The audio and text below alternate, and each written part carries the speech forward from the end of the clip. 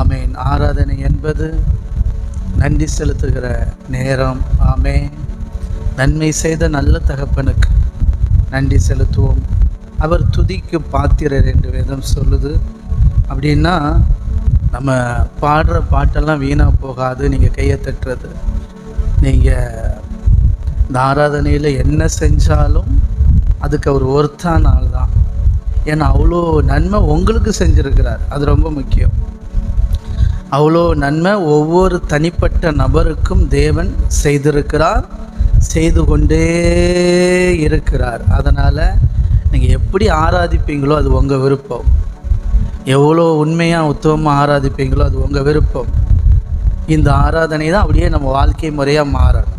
Okay, எந்த அளவுக்கு நம்ம அவரிடத்தில் நன்றி அறிதல் உள்ளவர்களாக இருக்கிறோமோ அந்த அளவுக்கு நம்முடைய ஆவி ஆத்மா சரீரம் முழுவதும் கர்த்தருக்காக, கர்த்தருடைய ராஜ்யத்துக்காக ஒப்பு கொடுத்து வாழ்கிறது தான் புத்தி உள்ள ஆராதனை.